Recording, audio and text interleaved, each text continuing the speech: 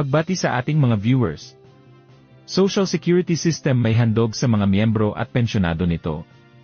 Pero sigaw ng marami, sana 1,000 pisong pension increase na lang.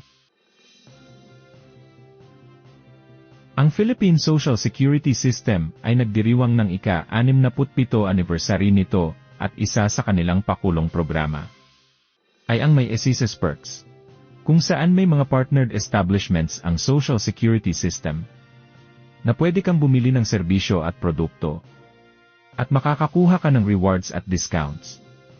Basta't ipakita mo lang ang iyong Social Security System Identification Card o May SSS account screenshot.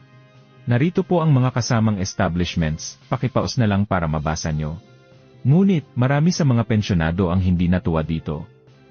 Dahil marami ang nagsasabing paano naman sila bibili o mag-avail ng mga produkto at serbisyo para sa rewards at discounts kung wala naman silang perang pambili. Kaya marami ang nagsasabing, sana'y ibigay na lang ang ikalawang tranche na dagdag 1,000 pesos pension increase. Para naman lumaki ang kanilang natatanggap buwan-buwan.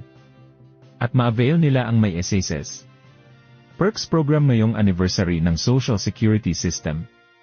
Mas matutuwa pa sila kung ito ang ihahandog ng Social Security System sa mga miyembro at pensyonado. Ikaw bilang isang Social Security System member, ano ang masasabi mo sa May SSS Perks ng Social Security System? Mag-iwan na ng opinyon sa comment section. Muli, ito ang Senior Balita, naghahatid sa inyo ng totoong balita at impormasyon.